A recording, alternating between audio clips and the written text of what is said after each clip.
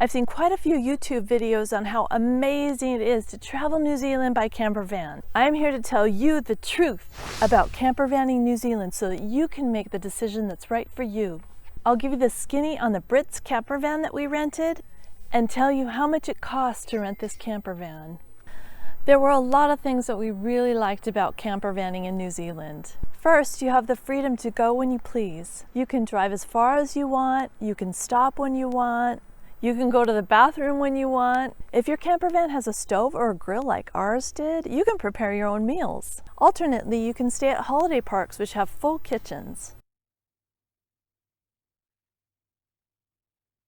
The food in New Zealand is very different.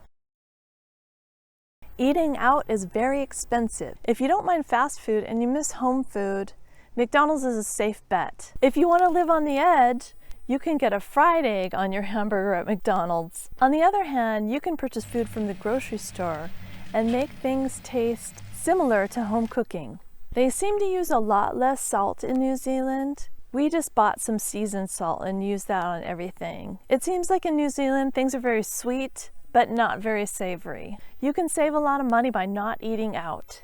If you have a self-contained unit, you don't have to worry about where to stop for the bathroom because you already have your toilet on board. You'll have your clothes handy since you drive your campervan everywhere. You'll always have a change of clothes with you. We went on an excursion where we got wet and we were so glad we had dry clothes when we went back to our campervan. There are also several things I didn't like about campervanning in New Zealand. For one thing, we didn't like driving such a large vehicle. The roads in New Zealand are very windy and quite narrow. Also, there's no shoulder. The terrain is hilly. It's challenging to drive up and down the steep hills in New Zealand.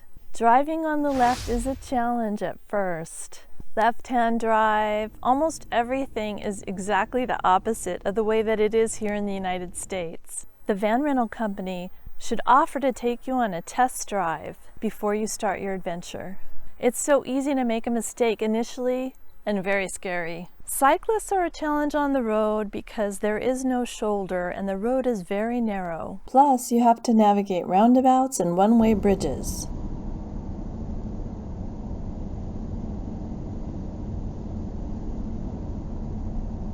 There are lots of options for RV rentals. Campervans, motorhomes, large ones, small ones, self-contained, non-self-contained. The options are limitless. If we had it to do over again, we would rent a small juicy van. We saw one while we were there that was self-contained and had a shower with room enough for 2 people. It was a really nice setup. Shout out to my husband Doug for driving. He did a great job. The cassette toilets are very small. The cassette toilet that we had was a 4-gallon capacity. We had to empty about every 2.5 days. Plan your route for the best roads. There's a section of highway on the South Island that if you drive on it, you won't be covered by insurance. Before we left for this trip, I thought that there were going to be many options for freedom camping. Freedom camping is where you camp for free. Here in the US, it would be akin to boondocking or dry camping. What we found was that freedom camping opportunities were much more limited than we expected. And when we did find them, they would fill up early in the day. Instead, we ended up staying in holiday parks.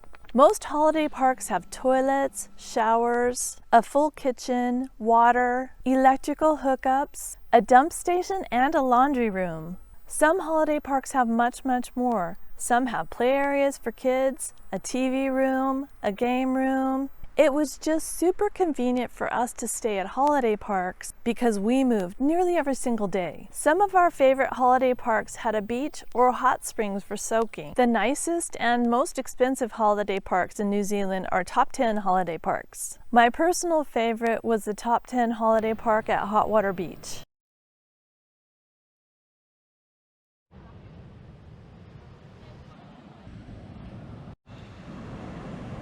Prices for a single night range from $15 to $25 per person. That's right. Everywhere in New Zealand that you camp, you'll be charged per person.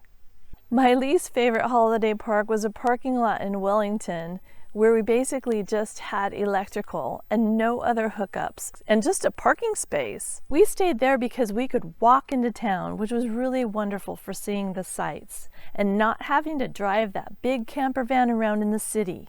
Our favorite app for finding camping locations was Campermate. I just like the interface on Campermate much better. If you decide to campervan in New Zealand, definitely get the extra insurance. The insurance deductible for our Brits van was $7,500, and you had to pay for that in advance. Of course, they would refund you when you bring the campervan back with no damage. We purchased additional insurance coverage instead. We also booked the ferry ride when we booked the vehicle.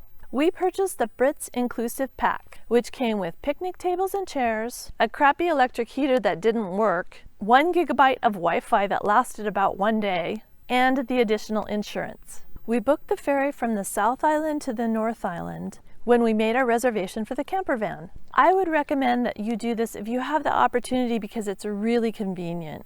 The ferry reservation gives you a preferred time, but doesn't give you the exact time. So you'll definitely want to call a ferry a few days ahead of time to find out what the schedule is and when you're supposed to be there. We rented a 2 to 3 berth Venture Plus campervan for 15 days through an online site called Motorhome Republic. We picked it up from a company called THL in Queenstown, and then we dropped it off in Auckland. If you like this floor plan, the one that we had, I would suggest that you get the Maui and Stud because it's newer and nicer. There were a lot of things that we really liked about this campervan and some things we just really didn't. One thing that I really liked was the diesel heater. That diesel heater kept us warm at night and it was super quiet. We both liked the electric refrigerator. It kept our food very cold. The campervan had these cute little cutouts for the dishes. I like that because the dishes didn't rattle and I always knew the place where they would go. The recessed sink and stove gave us a little bit more counter space. I love these flat top burner and sink. There was lots of overhead storage for our clothes and personal items. There were also some things that we didn't like about this particular campervan. But one of the inconvenient things about this is that if you accidentally turn the water on, you can get it right in the stove right there. The gray water tank was pretty inconvenient to empty. We both thought it was strange that there were no vent fans in the campervan, not even in the bathroom. There was a vent in the bathroom, but no vent fan. Another thing that we didn't like about the campervan was that it had no window screens on any of the windows that opened. So one of the things that I don't like about this camper is that none of the windows have screens. And also, all the windows that opened had the door locks on them. So if we had the window open, we had absolutely no security. We paid a little bit extra for the navigation, but it was a worthless TomTom. We ended up using our phone for navigation. While the electric refrigerator kept our food very cold, it was noisy and it kept us awake at night. Another thing that we didn't like was that there was no storage for luggage. We may do, but I think this trip would be impossible with 3 people, even though the campervan is set for 2 to 3 people. There was a shower hose inside the bathroom, but no faucet. That made it really difficult to wash your hands. There's no toilet paper holder, but the sink that has no faucet makes a good toilet paper holder. We just washed our hands in the kitchen sink, which is less than ideal.